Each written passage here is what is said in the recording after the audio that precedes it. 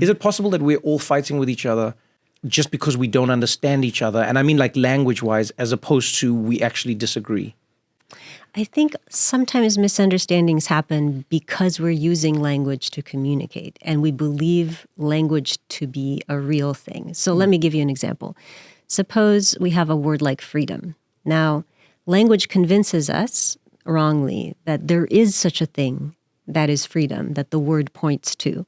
And so if I say freedom and you also say freedom, we must be pointing to the same thing. Oh, damn. I could be pointing to a different idea than you are.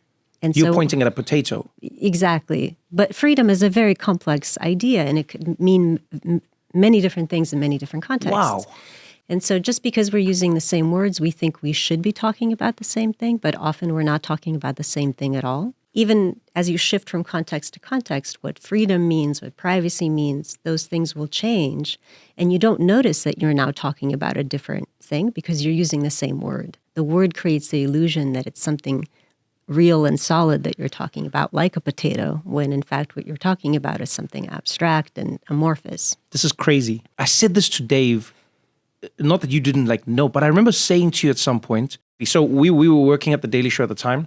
Dave and I were there and we're chatting, and then we both watched like a rally or something of Donald Trump's. And then we said, man, this guy's really making inroads with people. And then some of the people we were working with were like, are you crazy? There's no inroads being made here. He said the dumbest thing ever. And then I was like, oh, I didn't hear it like that. It just seemed like he didn't use sort of like politician-y words to approach this topic. But I think he did a good job of putting his case forward. And they're like, nope. That was a completely stupid thing. That was crazy. And then I said to Dave, we're having the conversation. I said, maybe it's because we grew up in a world where like our parents didn't have English as a first language, that we grew up learning to hear what the person is meaning versus the words that they're actually using.